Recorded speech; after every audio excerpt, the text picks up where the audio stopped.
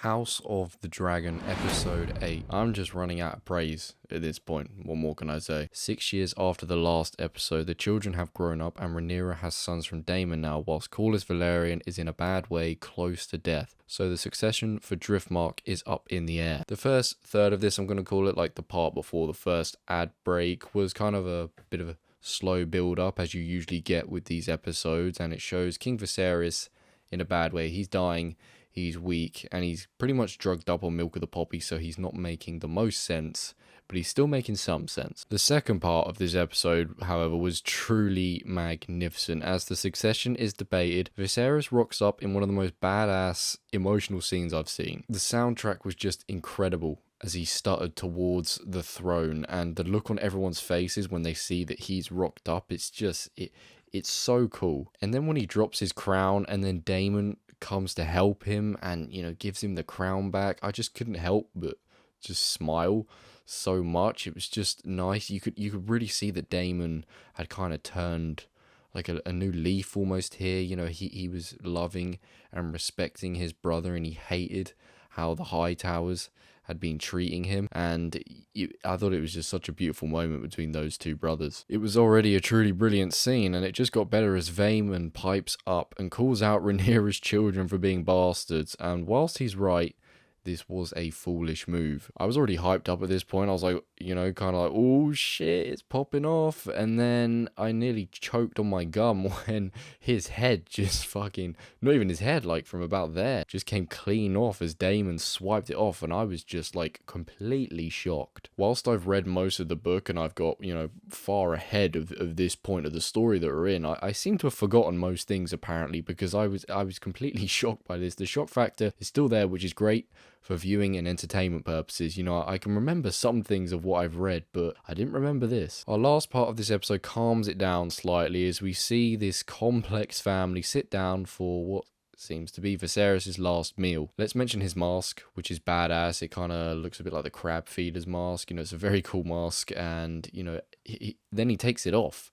And you see how he is really, truly just dying and rotting away. And, it just looked like Two-Face, honestly. Rhaenyra and Alicent seem to make peace, but this is so short-lived as the sons of these women continue to jab and jive at one another. Nothing definitive comes of it, but more of that is definitely to come. This is just the start of that beef between these sons. I mean, of course, it started last week when one of them took Aemon's eyes out, but you feel like it's just going to go to crazy levels in future. And really, as I said, this is just the start, especially with what seems like Viseras' death. I'm pretty sure that's what happens at the end there, and as he's dying, he's talking about the Song of Ice and Fire, and he mentions that Rhaenyra is his only child. This is something that Alicent would not have wanted to hear, and maybe that's the thing that sort of just stopped her being compassionate. Because she was being compassionate, almost, it seemed genuine, her and Rhaenyra's little sort of, moment there where they seem to fix up and finally be friends again. But that seems to have just flown out the window once more with Viserys' demise. And I feel like here we have the turning point, with his death, Rhaenyra heading back to Dragonstone. Will she be informed about the death? That's the big question. Is Alicent going to try and make some moves in that time? And we have the start of the Dance of Dragons here, and really chaos feels so close. It must be on the horizon. Initially, when the character switch happened, as you know, I was a little bit kind of apprehensive, maybe not too sure on it, but now I'm completely sold. As I kind of said at the time, like, maybe I just need a couple episodes with these characters and I'll be sold.